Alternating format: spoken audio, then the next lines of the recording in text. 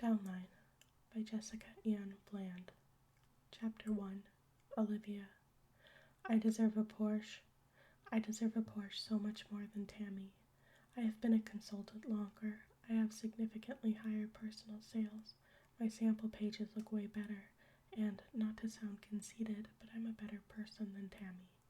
My friend Joanne told me that the reason Tammy's daughter no longer takes piano lessons from Lisa Neary is because she got kicked out for yelling at Lisa for charging a late fee.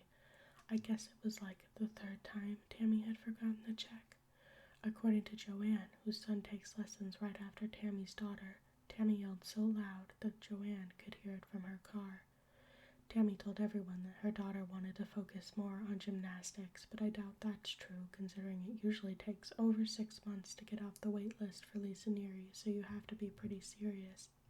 Tammy was the first Porsche princess in the region. When she got the official notice, she sent out a group text to 36 region reps, sending my phone into an immediate epileptic seizure. The buzzing annoyed Ian so much that he grabbed my phone out of my back pocket, shut it off, and slammed it in our cutlery drawer. He could have just asked me to turn off the notifications, but I could tell from the look on his face that it wasn't going to be worth the argument. The text messages were riddled with empty calorie lies, intended for sweetness rather than substance. Everyone was so proud of Tammy, so inspired by her. In 2 weeks, Tammy would get the car, decals and all, and we would have a party that everyone agreed would be the event of the year. Tammy was late to her own Porsche party, a power play if I'd ever seen one. She wanted everyone to already be there. She wanted to make a grand entrance. When she finally showed up, 20 minutes late, she did 3 laps around the parking lot, honking and energetically flapping her arms out of the driver's window. We all played along. We shouted and jumped and danced poorly like the middle-aged white mothers that we were. Tammy parked the Porsche at the opposite end of the parking lot from our cars. I guess she didn't want the stink from our mid-tier SUVs rubbing off on her beautiful base model Cayenne. This required us to hobble over the length of 20 parking stalls to Tammy, all of us either in painfully high heels or painfully expensive Tory Burch flats. "It's so classy, Aubrey," a tulip level in my downline exclaimed in my ear. The Cayenne was black, with a white lace decal wrapped horizontally around the middle, occasionally interrupted with the gray station butterfly logo. The license plate holder, clearly handmade on Tammy's Gracie cut, read, "Because of His Grace," with a cross at the end. "It's perfect," I replied, hoping I sounded more admiring than envious. We all lined up to give Tammy a hug and try to one-up each other on the most creative and meaningful 2-word congratulation. I embraced Tammy with a bouncy, energetic hug. She smelled like Carmex and Burberry Brit. Her strawberry blonde dye job was fresh, her grays fully covered, and were it not for her saggy skin, it could be believably natural. "I hear you're next," Tammy said to the back of my head as I turned away from the hug. "I should hit in a month, 2, max," I responded, twerking my body awkwardly to the side so I was facing Tammy while still walking in the other direction. "But for today, I'm just so excited for you." Behind me were the Killians, 2 sisters-in-law that were the crown jewels of Tammy's downline. She'd recruited them at a bridal shower about a year ago, and the subsequent recruitment explosion had earned Tammy the Porsche. I'd worked my downline like crazy, but I still didn't have any consultants even half as successful as the Killians. They'd ridden to the park with Tammy in the Porsche, but still waited at the end of the line to give her a hug. They were both around 5'2" and had opted for flats, so they had to hug Tammy with their faces awkwardly to the side to avoid getting their noses caught in Tammy's padded bra. After the procession of hugs, Tammy posed in front of the car, a hand on her hip, bust pushed forward, belly sucked in. She flaunted her high-heeled acumen by standing on a single 6-inch stiletto for 30 seconds while we all snapped pictures. The poses seemed unnatural just looking at her, but flipping through the photos, I saw how toned and thin she looked. I would have to practice in the mirror before my own Porsche party. get some good pics," Tammy said as she opened the driver's door for everyone. "Be sure to tag me." A half-dozen consultants flocked to the door, cooing and squealing, drawing attention from the joggers and dog walkers on the trail abutting the parking lot. There was a moment, maybe 6 seconds or so, when I wondered what they thought of us. I wondered if they thought our enthusiasm and overuse of statement necklaces made us seem desperate. I locked eyes with the jogger and waved. She snapped her head back so quickly her ponytail slapped the side of her face, knocking out her left earbud. She would see the Porsche, and she, like me, would be jealous of Tammy. I had to get a Porsche. Aubrey had thoughtfully brought along an iced coffee cup covered completely in Gray Station mini stickers. There had been no theme to the stickers, just whatever she had in inventory that she couldn't sell. It channeled the vibe of a chaotic grade schooler whose personality could only be described as rainbow unicorn wearing cat ears. Lisa Frank would be proud. The consultants passed around the cup, complimenting Aubrey's creativity as they tapped their French tips against the plastic. Taking turns on the Porsche, they all took the exact same photograph. Iced coffee cup held up against the steering wheel, everything carefully positioned to make sure all the important elements were displayed. Porsche logo on the steering wheel, the Gray Station logo on the cup, and the wedding band set on their finger. I opted instead to post a photo of Tammy and I, arm in arm, in front of the car. We were leaning forward and had both forced out a fake laugh while the photo was being taken, making us look like models in an antidepressant advertisement. I took pleasure in seeing how much thinner, younger, and more tan I looked than Tammy in the photos. Tammy looked taller, though, because of the heels. I decided that when I got my Porsche, I would wear heels no matter how uncomfortable they were. "Do you think Tammy earned the car because of the wine parties?" Aubrey asked me as we sat down at a nearby picnic bench to compile the captions and tags for our photos. "Oh, goodness, no," I replied. "Tammy got that car because of the Killians. I'd bet my life on it." Tammy had become somewhat notorious in the Grace Station community for 2 Facebook Live wine parties that she'd hosted. She'd sat in front of the camera for 3 straight hours hawking her aging inventory as she downed an entire bottle of cheap Riesling. The drunker she got, the more people stayed to watch her. As people ordered sheets of glittery scrapbook paper and last season's plaid washi tape, Tammy would randomly stand up and scream, "Free stickers for you," and throw a pack of whatever ugly stickers she had in with the order. According to Tammy, she'd sold $3,000 of product in a single night, and gotten messages from 4 people interested in selling. The latter she attributed to a speech she gave at the end of her stream, where she slurred that selling Gray Station was so easy you can do it drunk. Emboldened by the event's success, Tammy brought a 5-foot-tall wine glass from Costco and filled it with last season's leftover inventory to give out with orders, and had used her Gracie cut to make a sign that read, "Ask me how to sell, so easy you can do it drunk." To amuse myself, I imagined Tammy saving the receipt for the giant wine glass and trying to justify it as a business expense to write off on her taxes. Tammy had these 2 live parties about 3 months ago, and then suddenly the sign and the wine glasses disappeared. She switched to only drinking 2 or 3 fruity cocktails in her live streams. Everyone knew this had to be because she got called out by Home Office for making a fool of herself and, consequently, the company. What everyone didn't know was that I had sent in the complaint, anonymously, of course. I couldn't even imagine setting such a poor example for my children. Somewhere in the mosh pit of outlet mall handbags and drugstore hairspray, I heard my name called. I turned my head away from the jogging trail and saw a particularly fleshy hand, nails home manicured and bright fuchsia, waving furiously. Kelly Richards pulled herself out in front of the crowd, smiling widely and gesturing for me to follow her, signaling with her phone-held portrait that she wanted to film something. Kelly was in my ward at church, but unfortunately had signed under Tammy when Tammy had been the consultant at our sister's party. What she lacked in actual sales, she made up for in raw enthusiasm. She posted at least 5 times daily in our region's Grace Station Facebook group and never failed to congratulate other consultants on the milestones she herself would never achieve.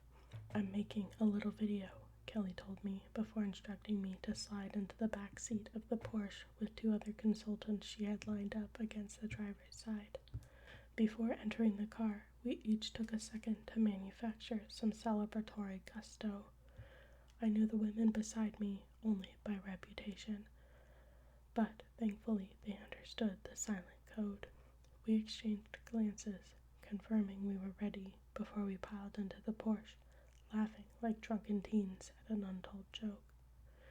I tried to make sliding into the back bench seat look as fun and effortless as possible, despite the fact that it made my skirt right up unflatteringly, and I didn't have the head or side space to properly straighten it out. I opted instead to place my cardigan over my lap, covering the 3 inches of bare thigh that had been exposed in the scoot to the center seat. "Do you guys have anything to say to Tammy on this amazing accomplishment?" Kelly asked, the phone held in front of her face as she twisted back from the front passenger seat. "Congrats, girl," I trilled, warranting applause and cheers from the other 2 women. The consultant to my left raised her arms, snagging my ear on the way up, her snagged bangles clanging against one another like dishes haphazardly thrown in a sink. "I just have to say," I continued, "that we're all so proud of you. You represent everything Grace Station stands for, and I'm just so grateful to call you my friend. Because at the end of the day, that's what Grace Station is about. Friendship, sisterly love and support, and I just couldn't be happier for you." The consultant to my sides nodded. The left one grabbed my shoulder in an awkward side hug. "Couldn't have said it better myself, Olivia," she agreed. I leaned towards her, still facing the camera, smiling sweetly, even though I couldn't have told you left consultant's name. It started with a J, maybe, I thought. Jennifer, Jenica, Jessica. I knew the woman to my right was Elise. Yes, Elise Carlton, part of Amy's downline, and Amy was on Becca's team, and Becca was in my downline, so Elise was technically in my downline. Was J something too? I'd have to look her up later. "I'm so inspired by you," J something said, looking on the brink of tears. She was either a great actress, better than even me, or an intolerable sap. I opted to put her in the latter category. "For all of us in this region, this means so much. It validates who we are and what we do and what we can achieve." Elise and I nodded. I rested my head briefly on J something's shoulder. "You earned it, hon," Elise screamed in my ear.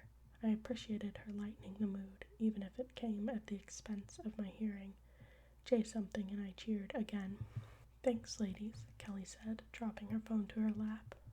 "I'm going to put all of this together in a video and post it on the page later today, so be on the lookout."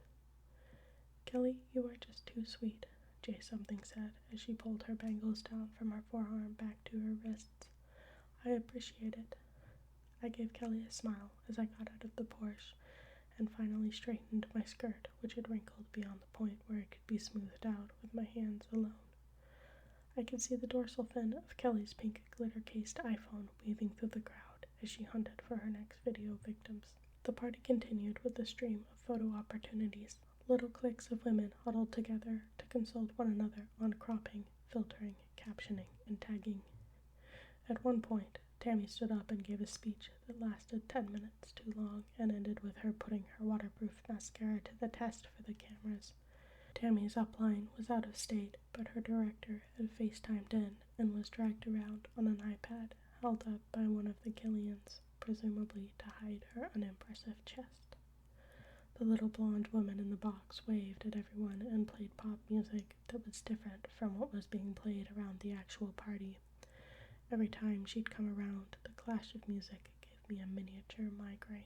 The party ended promptly at 2:15 to ensure everyone would make the pickup times for their respective schools. Kelly, whose children had long since grown, volunteered to stay and clean up. I watched her in my rearview mirror, picking up stray cupcake wrappers and stuffing them in a black garbage bag, presumably while humming a church hymn. Kelly was a good woman, annoying but kind. If it weren't for the kids at school, I think I would have felt guilty for not staying to help her. Chapter 2. Cassie. I'd wanted to dress Mason in the adorable three-piece suit my mom had bought for his birthday, but all I could find were the pants, which, thank goodness, were stretchy enough to fit comfortably around his waist, but were significantly too short. I made him wear them anyway because I didn't want him wearing jeans or sweats to church. Not that I could claim any points for formality, given that the only clean shirt I could find him featured a full-coverage, photorealistic face of a T-Rex. On top of this, Kev's suit was severely wrinkled, and I spent so long looking for the iron that I didn't have time to do my makeup, and I had no choice but to tie my hair back in a frizzy ponytail. This was the first Sunday of our new lives, a day when we would introduce ourselves to our new church ward, and we looked like we had dressed by rolling around in a thrift shop's fitting room reject pile. We were, of course, late. We snuck in as the first hymn was being sung, and found 3 folding chairs in the overflow seating behind the pews. The ward was big enough that they had to open up the accordion doors to the banquet hall behind the chapel for extra seating. It was called a banquet hall, and sometimes it served that purpose. Other times it hosted performances at the velvet curtain stage at the back wall. Sometimes it was used for what it most recognizably was, a basketball court. The chairs were metal and slippery. Mason refused to sit still, preferring instead to slide off the front edge of the chair over and over until Kev snapped at him to knock it off. In reply, Mason began to sob loudly and continuously, pausing only for desperate gulps of air. A few heads turned, and I flushed with embarrassment. Kevin and I exchanged glances and came to the silent agreement that I would take Mason to the foyer. "Mama, no, no, no," Mason screamed, as I sat him down on a wingback chair with severely dented wooden legs. He was kicking wildly. I crouched down to meet his gaze. He looked away, tears rolling down his cheeks. "Can you tell Mama what is wrong? Use your big boy words," I asked. Mason screamed unintelligibly. I grabbed a handful of loose tissues from my purse and attempted to wipe the snot running from his nose as he turned his head away in resistance. "Go home," Mason said, still sobbing. "Go home." I knew when he said home, he didn't mean the apartment we'd moved into on Thursday. He meant Kev's parents' house. He'd seemed excited when we first moved in. He had his own room with a hand-me-down race car bed from Uncle Jason and boxes full of toys. But the past few days, he'd realized he couldn't find Grandma, and had expressed his frustration in tears and tantrums. "I know, buddy," I reassured him. Mason stopped wailing and started to stifle, burying his face in my shoulder and wiggling it to wipe the snot and tears off into my dress. I silently stroked the back of his head. He felt so small and fragile. He was normally far better behaved at church. I knew the move had been stressful for him. I fished a Ziploc of Fruit Loops out of my bag and offered Mason a few of the artificially colored rings, which he accepted meekly. "Water?" Mason asked, his brown eyes clearing. I handed him his sippy cup. He shook his head. "Fun water." He wanted water from a water fountain. Mason was obsessed with water fountains and had to drink from every one he saw. He'd been to church enough times to know that there were water fountains around somewhere. He sniffled up a final string of snot and widened his eyes. I sighed and took his hand, guiding him towards the hallway. This church had been built in the last 10 years and consequently utilized one of the 6 or so floor plans that all new LDS churches used. I noticed this when Kev and I pulled into the parking lot. This building used the same plans as our old church an hour and a half away. The variations were only in color. In the old building, the pews were upholstered in indanthrone blue, softened with a hint of Payne's gray. Here the upholstery was a cockier alizarin crimson. The paintings were all the same, as far as I could tell. Portraits of Christ in thick gold frames. The building smelled as all the new buildings did, like tap water, essentially odorless with the faintest undertones of chlorine and earth. Mason opened and closed his mouth over the stream of water, most of which went unswallowed, dribbling down his chin into the drain. He wiggled when he was done to let me know to put him down. He was still sniffling a little, but noticeably calmer than he had been in the chapel. As I bent down to help Mason blow his nose, a young boy, about 5 or 6, came running around the corner, swerving just in time to avoid knocking Mason over. He stopped at the water fountain, propping himself up on the tips of his shiny black dress shoes to drink, his mouth pressed to the metal spout like a kiss. "Jackson," a woman called after him. "Slow down." She appeared around the corner, looking at first distracted before catching my gaze. She reached for her son's hand. He took it meekly, wrapping his small fingers around 2 of hers. "You must be Cassandra," the woman said. Yeah," I said, a little confused. "Cassie Trout, how?" "Olivia Showalter," she said, offering her hand. "My husband is the bishop. We heard you'd be joining us, and we were so glad to have you."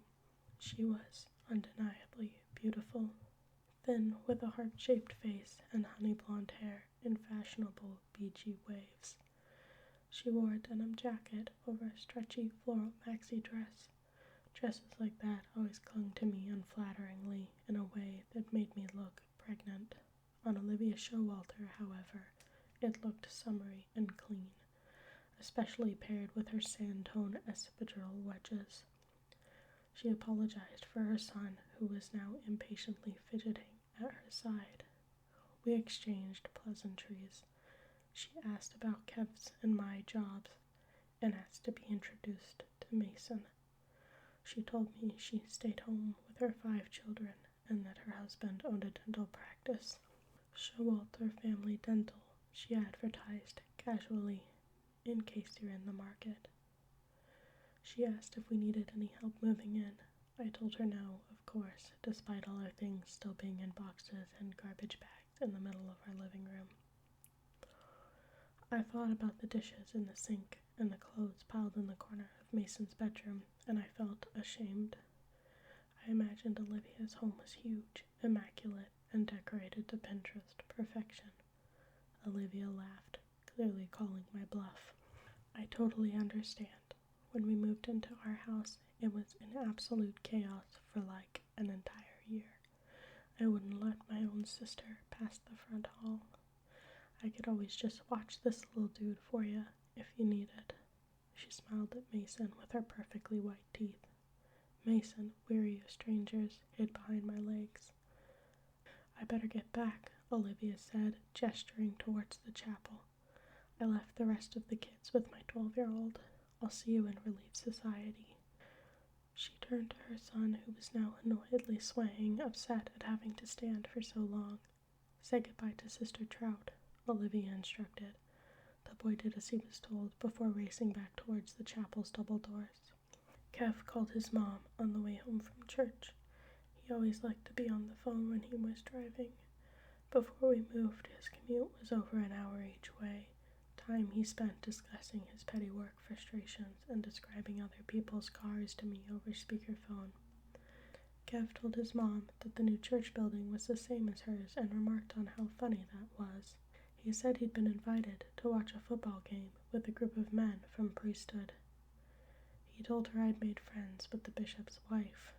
Donna responded with relief. She'd been worried we wouldn't fit in at the new ward and that we'd feel lonely not knowing anyone. She was glad to hear we were making friends. The conversation lasted less than 10 minutes before there was a loud crash on Donna's end of the line, followed by muffled shouting. "What made you think it was a good idea to ride a bike down the stairs?" Donna screamed in the distance. "I gotta go," she said into the phone. "Those brothers of yours will be the death of me." Kevin was the oldest of 8 sons. each of which was rowdier than the last as Donna slowly lost control of her household. The youngest boys, 8-year-old twins Tyler and Kyle, had sported matching broken wrists all summer from attempting to backflip off the top of their bunk bed.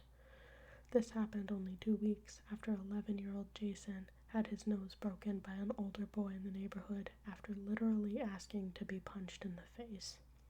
I'd lived with Kevin's family for the past 3 years, during which time I'd been hit in the chest with a baseball bat, jumped on from the top of a 5-foot-high retaining wall, and nearly knocked out by an action figure hurled off the top of the stairs, and had my pants pulled down on multiple occasions, just to name a few events.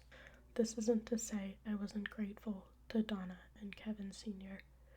After high school, my Kevin, was sent on his mission to Montpelier, Vermont. I was living with my mom and stepfather, working a nannying gig which paid under the table far less than minimum wage. My stepfather, Dave, got a job offer to move to Texas, and it was made subtly clear that I was not invited. I didn't make enough to afford an apartment, even if I could have found roommates. Even an hour and a half outside of Seattle, rents were steep. I found a part-time job submitting warranty claims for a semi-truck dealership, which at least paid minimum wage, but didn't give me the hours I needed. After my mom and Dave sold the house, I went to live with my grandmother for a few weeks in her single-bedroom apartment, swearing I would find something soon. My emails to Kevin became increasingly laced with anxiety as I seriously considered living out of my car.